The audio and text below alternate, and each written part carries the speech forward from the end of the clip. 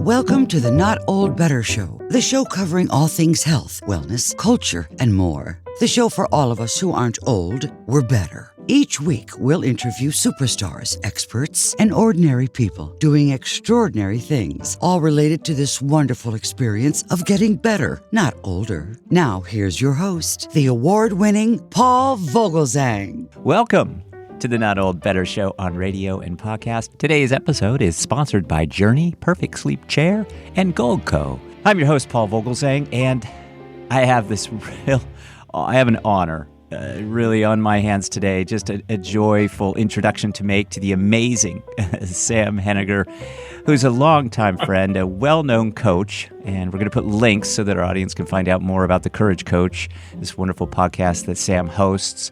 Sam Henniger is going to co-host today. Sam Henniger, welcome to the show. How are you doing these days? Hey, Paul. Wow. What an intro. I'm doing great. Thank you. I'm really excited to dive into today's subject. Yeah, me too. I am, because you and I get to talk about this together. You know, we've got my kind of old age experience. We've got your youthful exuberance and professionalism. I think it's just going to be this great fit. Both of us understand that, there isn't just one size that fits all. When it comes to really anything, especially leadership, which is something that you focus on so much. It changes with the times. It's complex. It's nuanced. We just have this wonderful surprise. You've driven much of this, Sam Henniger, and so I'm very grateful. Our listeners today are going to catch up with someone who talks about leadership from a very interesting perspective. Tim Elmore is his name, and Dr. Tim Elmore is his name. We'll introduce him in just a moment, but he focuses on multi-generational leadership. It's unique. It's essential. I just think it is really exactly what we want to be talking about these days, these times. Yeah, absolutely. I've found myself talking about this more and more recently because this is something that all organizations, every size, we struggle with these misunderstandings. And rather than perpetuate flippant stereotypes, I'd rather we be proactively building inclusive cultures for all working ages. Because after all, 5 generations are working together, and Dr. Tim Elmore talks about this. So we each have our own set of abilities and perspectives, but also friction spots. Yeah, that's true. That's a really good way to put that. And I think that just brings us right to our guest today, Dr. Tim Elmore. Again, we will introduce him in just a moment. Really appreciate all your behind-the-scenes work to get Tim Elmore here with us. For those of you who don't know in the audience, he is very well known. He's a leadership specialist. He's worked with businesses and educational institutions. He really has created these environments, these conditions where leaders can thrive, which is just a great jumping-off point for you and your work, Sam. Right, and not to mention that his most recent book, A New Kind of Diversity, which explores how to turn challenges of managing a workforce with different generations into your organization's strategic advantage. The book is already creating quite a stir and sparking conversations in the business sector, intellectual communities, and even in our everyday contacts. Yeah, A New Kind of Diversity. Again, we're going to put links up so that our audience can find out more about this, but the book is a game changer.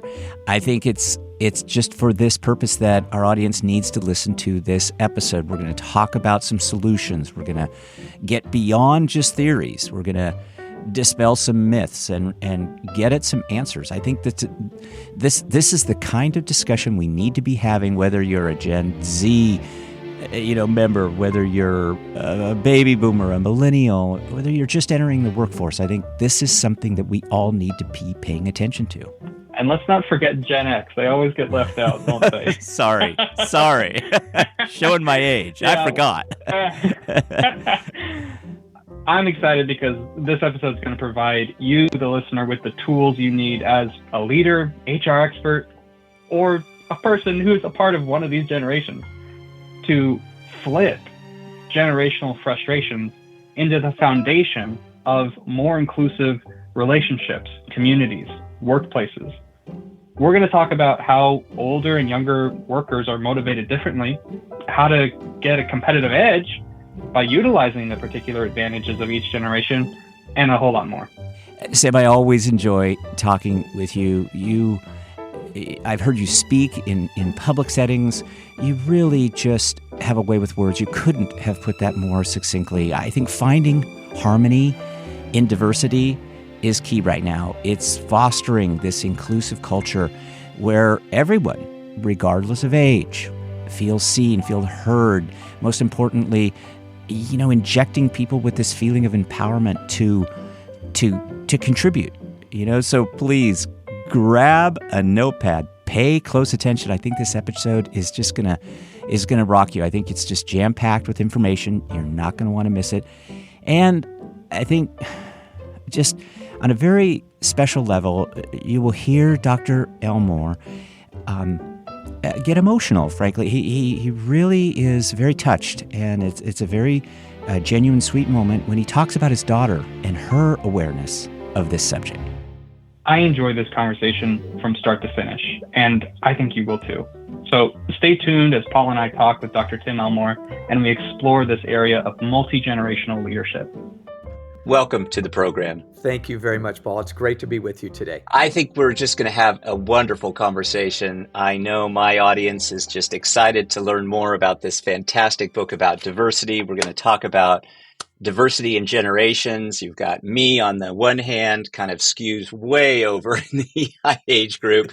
Sam Henniger on the other end. Sam, of course, is the host of The Courage Coach for Executives. And we just are going to pick your brain. We're going to talk about the book, and we're just going to really dive into this. But I guess I thought I'd just start with your sense, because the book does such a nice job of kind of talking about leadership and its evolution, maybe in the context of kind of boomers and millennials. Maybe tell us a little bit about the evolution of leadership as it relates to kind of these two generations. Yeah. Well, boomers and millennials, you just mentioned those two, are the two largest generations in American history. So it's kind of like hills and valleys. The builders before the boomers were a smaller generation, grew up in the Great Depression. Mom and dad didn't have as much money to raise 5 or 6 or 7 kids. But then the baby boom happened, as you well know, Paul. Right after World War II, there was a boom of babies as the soldiers came home. So 76.4 million people were born in our generation. That was a huge hill. And then there was a valley. The Xers come after the boomers, but they weren't first called Generation X. They were first called baby busters back in the 60s. And the reason for that is the first year of their generation's existence was the public introduction of the birth control pill. So it was a valley that you had Roe v. Wade and the contraceptive. So there was millions less kids. Then the millennials were huge, 80s and 90s kids. We decided kids are really important, so we had a lot of kids. And then Gen Z's down. So the American demographic is hills and valleys, which of course affects economics and Social Security, and even the shadow we feel like we live in front of or behind another generation. So I believe, I'm so sorry, this is a long answer to your question, but That's a great answer. Please. Good. I believe the leadership style that really connects has changed. So way back in the 50s and 60s, it was more of a military commander style, even if it was a benevolent military commander. In fact, look at our presidents, Eisenhower, JFK, military people, top down, get the order out. Come on, just do the job. You saluted that leader and you did what he said. And usually it was he, not she. But then as the 60s and 70s came along, people were more savvy and there were protests, right? Remember this way back in the day? And so the leader as a CEO style emerged, where now, even if you didn't like the order that was being barked out, if you liked the vision, you stayed with that leader on that journey. It was very vision motivated. By the 80s, it was leader as entrepreneur.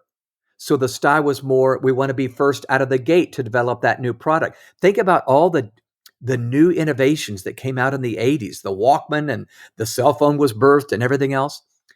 By the 90s, Gen X was big on the scene. It was the leader as a coach. In fact, you might remember the coaching books were huge, and they still are. But now the person had to be more relatable. I'm not in my ivory tower. I'm coming down and mixing it up. We came up with user-friendly workplaces back in the 90s and onward. So the leader's a coach. By the first decade of the 21st century, it was the leader as a connector. So now we're in a digital age. We had phones and we had computers that were normalized. So now I want to connect the people, and it's more of a flat playing ground. But I'm telling you guys, today, the leader that is most relevant has shifted his or her style. And I call it the leader as a poet gardener. A poet gardener. Let me explain very quickly. The poet, well, you know what a poet is. The poet is someone who observes something in culture, puts words to it in an eloquent way, wordsmiths what he or she feels, and people go, you just said what I was feeling. So I think the poet leader puts a team of leaders together with him or her. And by the way, not just a team of people, a team of leaders. And the poet leader's listening and observing, not just barking out orders. But then when they wordsmith the vision, people go, yes, you just said what we were all feeling, and we all own it. We all own the vision. But the gardener metaphor I love. This kind of leader sees that their primary goal, like a gardener, is to grow the people in their garden. So I'm a grower of people and I'm a wordsmither of vision, even though everybody was a part of it or everybody on the leadership team was. So I want to encourage seasoned veterans who are leading. We may have to adapt our style, not adopt everything new, but adapt to the new if we're going to be relevant in the new age. We just can learn so much from one another. Sam and I were talking just yesterday, and Sam and I talk a fair bit. And just yesterday, as a matter of fact, Sam introduced me to a new app. The app is called Opus Clip. I never would have found it. It's an AI generated app. It does video editing. It streamlines the process. It makes these viral video clips. And I mean, my compliments to Sam for suggesting it. I mean, it was a great idea, but we really can learn so much from each other. And I wonder, is that getting, is there some receptivity in employment circles and leaders for that kind of idea that one generation really can give some, boost and lift to another? We can kind of be on each other's shoulders. I think for some there is. And I love that story, Paul, because you were secure enough emotionally and your ego must have been checked at the door where you're willing to say, I can learn from a 30-something or whatever. And that's important. It always is checked at the door with Sam. Absolutely. Well, I have that's to. right. So really, in many ways, you're talking about reverse mentoring, aren't you? So you clearly have much to share from a 40-plus year career. So I know Sam must be open to, let me hear from the seasoned veteran. But reverse mentoring is when both parties are pouring into one another, sharing intuition and insights that they have collected from their time period, their generation. But I'm telling you, Paul, you probably know this. So often when we've been around our careers 30 and 40 years, we just have a difficult time adjusting and adapting. So in the book, A New Kind of Diversity, I tell this story early on, and it's fascinating and frustrating both. But a guy named Tony, a couple years ago, was finishing up his college degree in Ohio at Ohio University, ended up working at a paint store his senior year part-time. And it was a major retail brand paint store. Everybody would know the name. While he's there, he happens to get onto TikTok account. Of course he did. He's a college student. So he's on TikTok and this guy's name is Tony, young Tony, 20 years old, starts posting videos of himself on TikTok, mixing paints and, putting blueberries in white paint and making a vivid shade of blue. Well, Tony's TikTok account goes viral. Once he has 1.8 million followers and 37 million views, he realizes we could monetize this, So he decides he wants to put a slide deck together and pitch this to the executives at this paint store. Well, here's the sad news. Tony did not get one leader to give him time to look at his or hear his presentation. Didn't get one set of eyeballs to look at a slide deck. Tony did get something he did not expect. Tony got fired because those older leaders were just sure he was doing this on company time. He was probably stealing the paint from the shelves, probably distracting to the customer. All the thing, Paul, you and I, our generation can do this. And so get this. Tony is fired. He graduates, moves down to Florida, now has over 2 million followers and has started his own paint store. Now, there's probably lots we don't understand to this story. I'm sure there is. But there's one thing I do understand. These guys missed a chance to pick up another 1.5 million potential customers. And even though it's just a cliche, I'm just saying, leaders, please listen as well as tell. Be a learner as well as a teacher. We've got to wear both hats, particularly in the fast pace of change we live in today. We dare not go in it alone without the two younger Gen Z and millennials leading the way with us. So I'll stop there. Hi, it's Paul. Hey, today's show is proudly brought to you by the Perfect Sleep Chair. Ladies and gentlemen, let me tell you about the game changer that is the Perfect Sleep Chair. You see, I love being home on Saturdays and Sundays, rooting for college football teams and the San Francisco 49ers. But catching all that action in my newly discovered chair, my Perfect Sleep Chair, has just revolutionized my TV watching experience. The Perfect Sleep Chair. This chair, my friends, is not just any chair. It's the best chair money can buy for settling in on those long TV watching sessions, whether it's cheering for my beloved Niners or some of the college teams that I follow, or it's binging on Netflix or staying updated with the nightly news. The Perfect Sleep Chair is now my go-to companion for all things TV. They call it the Perfect Sleep Chair, but it is so much more than that. It's your throne in your castle. Forget about your old couch. It's time to upgrade to first class with the Perfect Sleep Chair.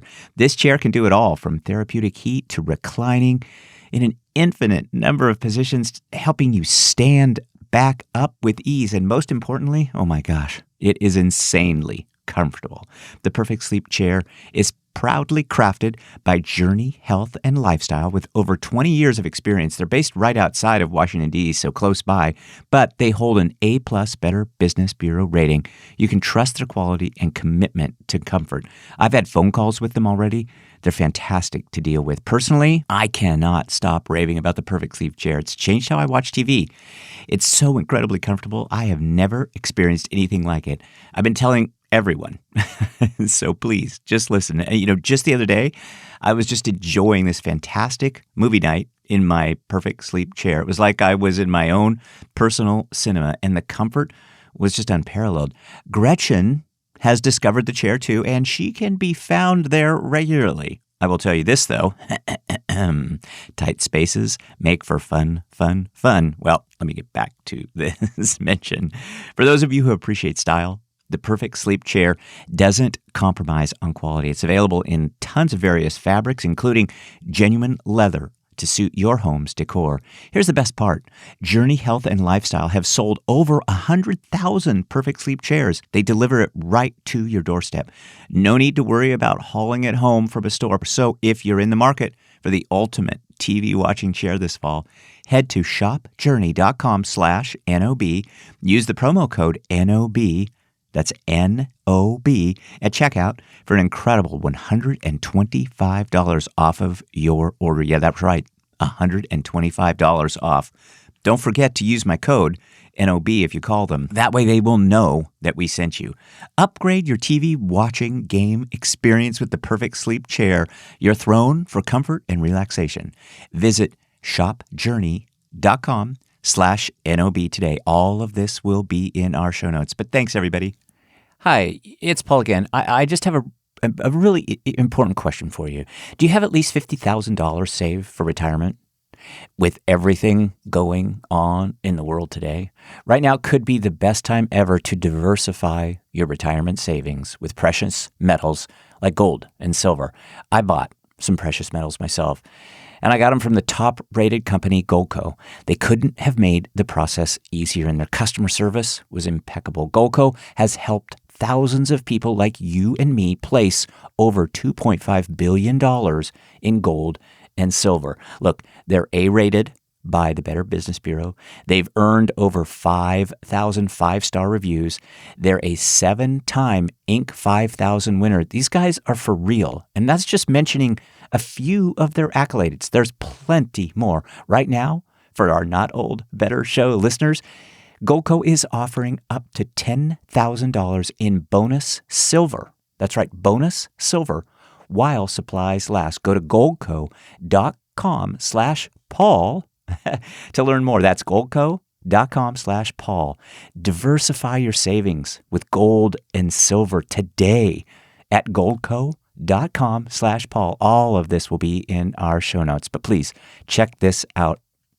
We're with Dr. Tim Elmore. Tim Elmore has written the wonderful book, A New Kind of Diversity. We'll put links in our show notes today so that our audience can find out more information about Tim Elmore, his books, plural, his wonderful work on employment. The book is getting great reviews, Tim. Les Parrott, PhD, author of the book, Healthy Me, Healthy Us, says every leader should read this book. Don't miss this powerful message from a proven expert. And I'll tell you, I loved what Dr. John Maxwell had to say about this book too, because it hit home. He says, Dr. Maxwell says, many from my generation have retired. Those of us who continue working need to focus our attention on helping younger generations stand on our shoulders. There's that phrase, to gain perspective and learn from our mistakes and our successes. I think that just really emphasizes your message to us today. It really gives a nice summary from the book. What would you say, though, are some of the challenges that we face? In addition to just not understanding TikTok, what other things can we do, particularly my generation? Yeah. How can we get a better understanding of how to work together and really put the advantages in place so our organizations benefit? Yeah, that's really my goal. So the number one goal I have in my office, which has 4 generations working at our nonprofit, is to turn our frustration, which happens quickly because they're different, into fascination. What if I was fascinated by that 22-year-old that just joined the team, not frustrated with her or him? And that means I need to be very open to be a learner as well as teacher. So I would say the 2 meta realities that Gen Z brings with them right out of college would be these: a high sense of agency and a high sense of anxiety. And they're very oxymoronic, but here's what I mean by that. Because Generation Z didn't just grow up with a cell phone, they grew up with a smartphone where they had access to data, age 11 on, maybe if they were on, social media.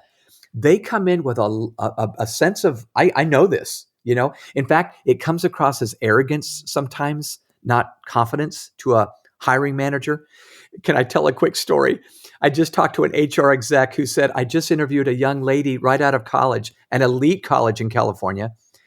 And she said 15 minutes into the interview to her interviewer, I'm going to have your job in 18 months. Well, I'm sure she thought that would come across as confidence. It came across as arrogance, and she was dismissed. She missed a chance, but she didn't realize that wasn't agency she was putting on. It was way too much. So just know they're going to come in knowing a lot, very savvy. We need to capitalize on that if we can get over the hurdle of being put off by that agency. But here's something else I would say to an Xer or a boomer. No, they're probably going to bring perhaps some mental health issues with them. Not all, but many. In fact, a growing number of Generation Z would say that was the number one problem they faced. In fact, the same smartphone that brought them a high sense of agency brings a high sense of anxiety. If a teenager is on social media, they're receiving 10,000 messages a day. When you count everything, social media, billboards, email, conversations, I don't think our brains were hardwired to take in 10,000 messages a day. So we're overwhelmed. That's the number one word that university students use to describe their life. I'm overwhelmed. 94% say I'm overwhelmed. 44% say I'm so overwhelmed it's difficult to function. That's almost 1 in 2.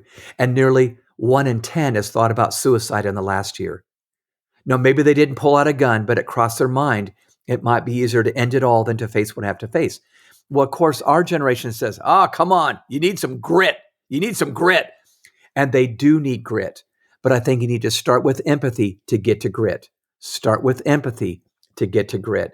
So this is way more than you bargained for, but can I give an acronym that I use with my young team members? Please forgive me for monopolizing this conversation, guys, but I can get frustrated too. I'm 63 years old and I just want things to go the way I want them to go because I know the answer. I've been around for 44 years. So you know what I'm saying. So You know how we've used that phrase for years and years and years? This is a leg we got to stand on. ALEG, a leg. So it's an acronym I hold in my brain. When I interact with a 20-something or a 30-something, the letter A reminds me to ask instead of tell.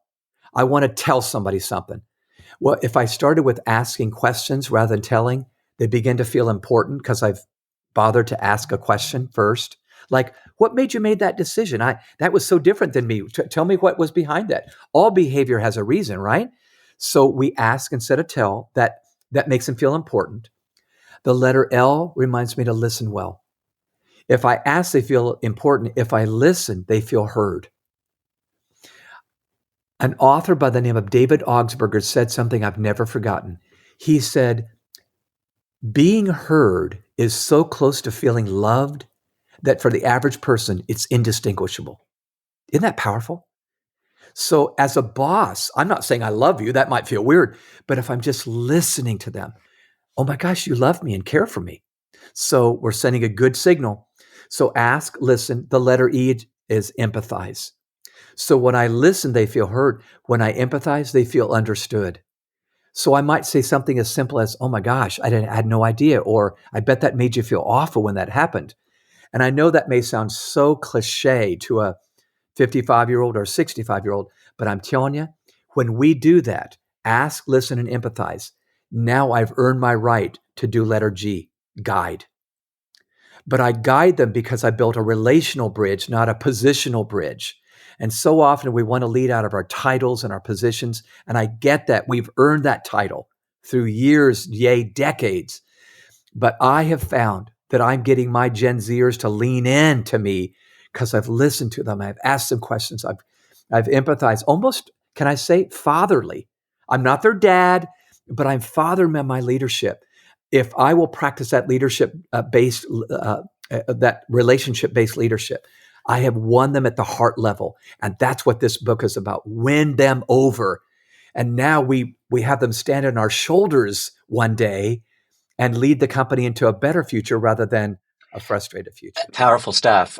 I really like that idea of empathy. Sam, what do you think about all of that? I've been just taking all this in over the past few minutes, and I got to say, when you mentioned the phrase poet gardener, that actually really stuck with me these past little while, because just thinking of myself, born in 93, these things, just being able to listen, to feel guided, all that really is what I'm after in my career. And when I felt my best, it's when that was present in my work. And so it got me thinking, though, because I'm obviously thinking from my own perspective, and I'm now realizing that maybe this is a theme of people born in my generation. Wouldn't everybody want that?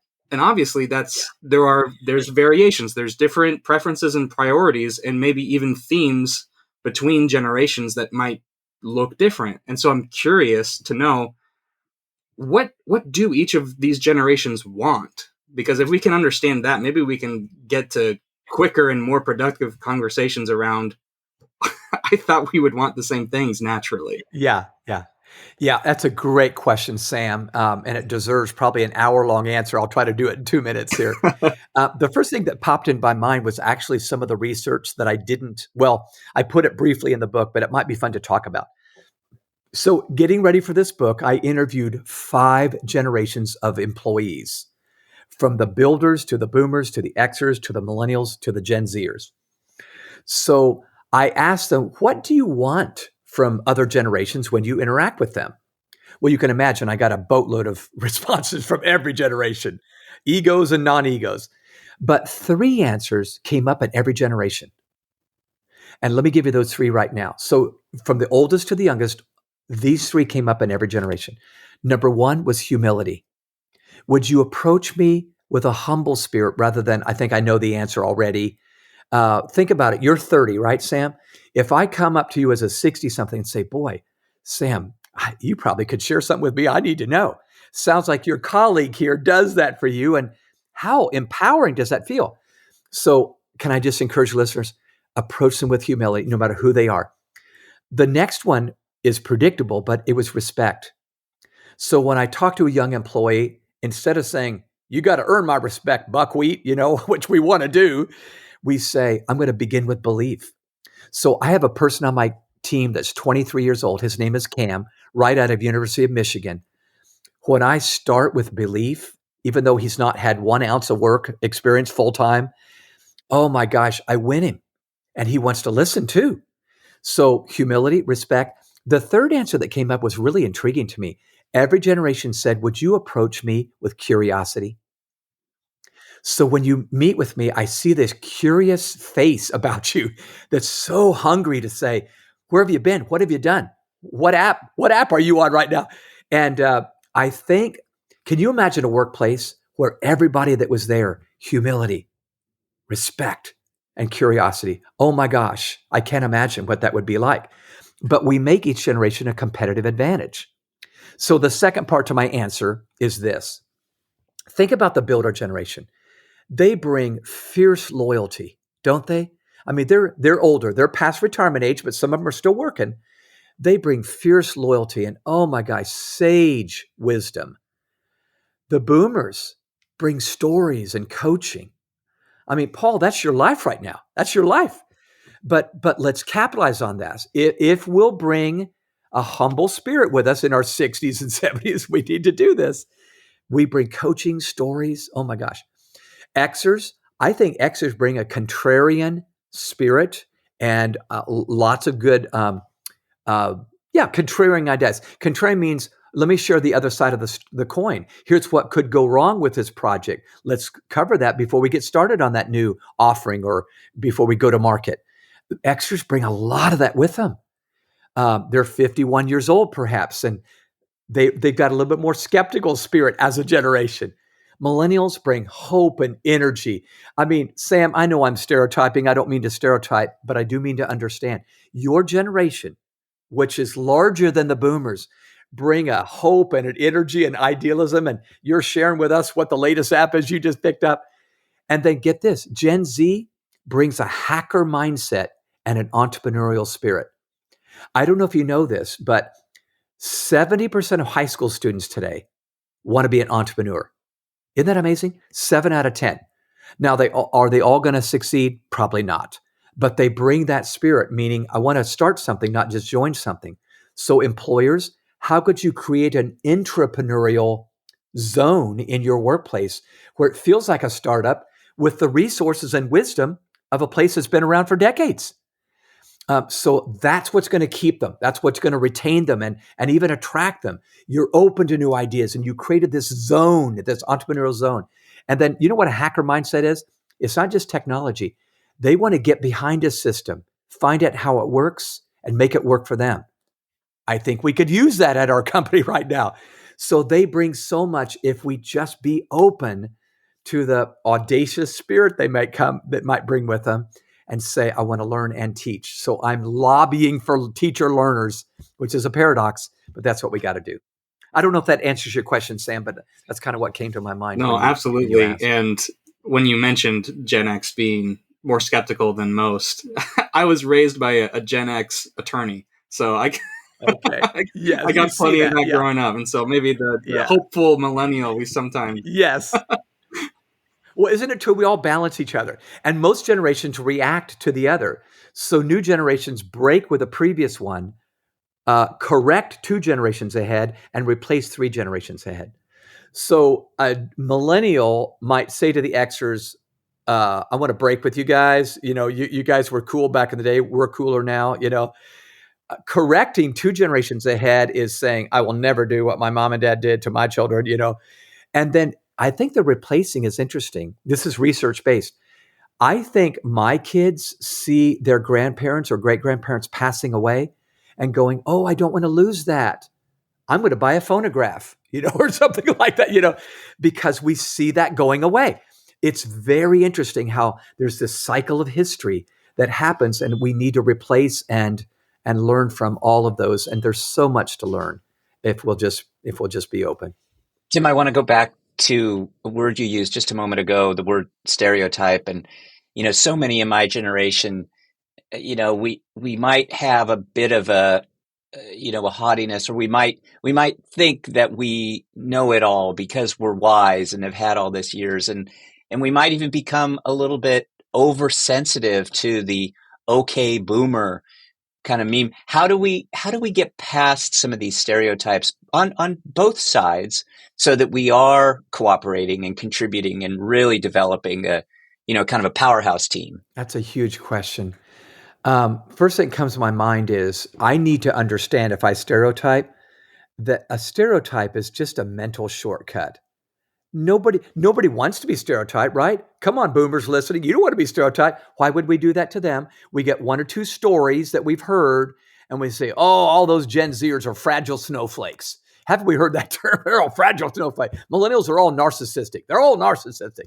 Well, that's not true any more than all boomers are dinosaurs. So we need to drop the mental shortcut, right? And then here's the biggest takeaway that I think, well, I don't know if this is the biggest takeaway. I learned as I wrote this book. I learned as I wrote the book. I think our workplaces can be divided into two wonderful divisions: modern elders and young geniuses. Modern elders, those are the Xers and boomers, and the young geniuses would be millennials and Gen Zers. Now, that's not a black and white division, but think about it. Modern elders bring timeless insights that they picked up over the years. Young geniuses bring timely intuition. Sam, you bring an intuition on where culture is going. I don't see it because I know what happened in the 80s, or whatever. So if I listen to Sam and go, just like you did, Paul, what's that app you just got? How could I use that, And Sam goes, I'll tell you, this is what I learned. So I love learning from my children. Sam, my kids are your age. And when I'm with my daughter and my son, if I will approach them this way, I'm going to speak to them as if I believe I'm right, but I'm going to listen to them as if I believe I'm wrong. Oh my gosh. This has been a game changer for my daughter, who does not think like I do. She does not think like I do. Can I say that out loud? But it's been so good to listen, and I see what it does. I see what it does to her heart. When her dad, that's written all these books and doctorate and all this other stuff, when I'm listening to her, I think I win her at the heart level. And I think if a supervisor or an employer or a CEO would just say, it will do my heart good to do a little listening around here. I think that just builds a whole bunch of bridges across the board. And we're just better for it. Data shows that if we're open to diversity, I don't care if it's race or generation, we're just going to be better. It's more conflict, but we got to welcome the conflict. And then we just get better. Now that's going to be the game changer we need to go into the future and not go away because we aged out in the end.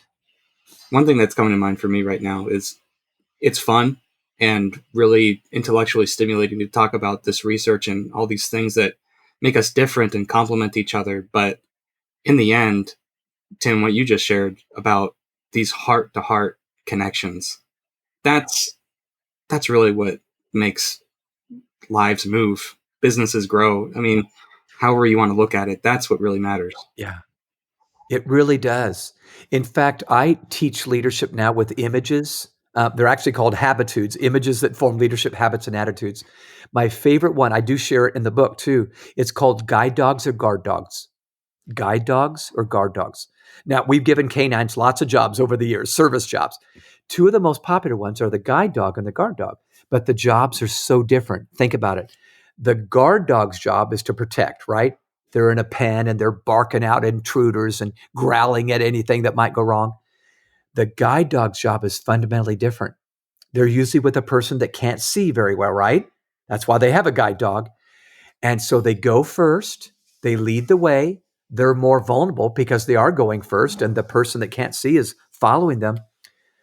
Supervisors listening, we tend to be guard dogs in times of anxiety. We hold the cards close to our chest. We growl, we bark, because we're afraid we're going to lose revenue. You know what your people need now? Guide dogs. We're vulnerable. We're transparent. More apt to say, gee, this is scary, isn't it? And we think we're going to lose respect when we say that. No, we're going to gain respect when we say that. When we're in groups, our brains pick up social cues. And when we cue, I'm a guide dog, not a guard dog, they lean in and they get vulnerable too. So, I mean, this is more than you asked for, Sam, but I am telling myself daily, go into the office as a guide dog, not a guard dog. I'm going to win my team, and we're going to generate revenue because we need to, because I led well, not like my brain tells me to lead, which is guard all the revenue here, and now we're all holding our cards close to our chest. Tim, thank you so much for your time. I just have one more question. Sam might have another one too to follow up, but one of the pieces of research that just jumped out at me in your new book, a new kind of diversity, that I thought was so powerful, and something we might not kind of take away from, and that is we all need a little bit of exercise. And within a work environment, it's nice to get outdoors. It's nice to do something together. It can be team building. I wonder if you talk about that idea and maybe lead us out with another tip or two that we can take away and really perform better with. Yeah, great. So at our office, we're trying to practice what we preach. So we have people pair up and they go outside and they take walks. I mean, unless it's a blizzard, we live in Atlanta, so there's not many blizzards. They'll actually walk. I'll see a 20-something and a 40-something, or I'll see a 30-something and a 50-something. And it's so fun because when you're walking, it's kind of like driving. You're both looking ahead. You can say a lot of things you might not say face to face, maybe. So that's been so good for us. But I'll tell you another exercise. It's more of a relational exercise. In the book, in the very last chapter, I talk about reverse mentoring. And this is where you pair up maybe a seasoned veteran and a young rookie, okay? And you swap stories. Maybe you do it over coffee, okay? So you're at Starbucks, you swap stories. You always find common ground when you swap stories. Oh, I like the Vikings too, or I grew up in Ohio, or whatever. But once you swap stories, you take turns with the mentor hat. So the old clearly can pour into the young. Here's what I've learned on how to succeed at this place. But then, like Paul, like you did with Sam, you swap hats and you go, what's the latest app you just got? How do I get that AI app or whatever? Oh my gosh. So we have that going on at our office. Andrew is 30 years younger than me, and I meet with him regularly. I'll meet with him today. And Cam is 40 years younger than me. And we just met yesterday. We laugh, we cry, we're talking about stuff. But during that meeting, we end up saying, I learned from you. I learned from you. And it's both of us. So listeners, I would just challenge you, find somebody that's way different than you in age, old or young, and practice reverse mentoring. It's a great game changer for us. Tim, I think one thing I'm taking away here is, again, when we're talking about the workplace and how leaders best lead according to these generations and these preferences, what popped in my head was I have a sales background, and there's a stereotype about what goes on the sales floor, and it can be very rah, very sports metaphors and war analogies and things like that. But this conversation reminded me that all of that comes into play after heart connections. Right. You're exactly right. And Sam, I don't know if I cut you off. That's it. I think this is where older generations may struggle a bit because work has been so transactional. Just do what I tell you. Here's your job description. Let me know if something goes wrong, or I'll tell you when something goes wrong. When we make heart connections, which I think, Sam, is how your generation and younger really want to be connected with. So this is going to sound zany, but two metaphors come to my mind. One is, if I treat the office a little bit like a family reunion, think about a family reunion where cousins and uncles and grandparents and so forth get together. Isn't it true? I'm going to think a different way when I interact with grandchildren, right? They're not going to have the same conversation I do with Uncle Joe. So if I go in like that, I'm going to love all of them, and we all know Crazy Joe. He's a little different, we all know the grandkids are on their phone. But if I go in knowing that, I'm okay. But here's something I share in the book that I think might be a really good handle. If you and I were to fly over to, I'm making this up now, but let's say we flew over to China. When we hop off that airplane, Aren't we already psyched up to work harder at connecting with people in that country? Because we know, oh my gosh, they're going to have different customs here. They're going to have different values here. They're going to speak a different language here. Bingo. When I interact with somebody that's really young, different customs, am I right? Different language, different value. So I've just like the work I'm already psyched up to do in China, I got to do that work right here with that 20-something or that 30-something. If I'll psych myself up, it's so much better. The friction goes down. I'm ready to do the work, and I have much better results in the end. Thank you, Tim. Dr. Tim Elmore has been our guest today. His book is wonderful. I just can't encourage it enough. A New Kind of Diversity. We will have links so that our audience can find out more about Dr. Tim Elmore and his work. Tim, congratulations on the book, and my best to you and your family. You're just doing such great work, and you just have this very genuine way of sharing. So thanks for sharing with us today. We're grateful for it. I have learned a lot, and really want to put this into effect and make it happen. So thank you. Oh, it was my honor. I mean that to be with both of you. Thanks for the opportunity to get to banter and have a little fun. A lot of fun. Thank you, Sam, for joining us today. I really appreciate this. Was such a great conversation with Tim Elmore. Having you on board has been a pleasure. I want to do this again with you. Yeah, this has been fun. Let's absolutely keep it going. Keep it going. Thank you, Sam. Thank you, Paul. Thanks for joining us this week on the Not Old Better Show. To find out more about all of today's stories or to view our extensive back catalog of previous shows, simply visit notoldbetter.com. Join us again next time as we deep dive into some of the most fascinating real-life stories from across the world, all focused on this wonderful experience of getting better, not older. Let's talk better. The Not Old Better Show.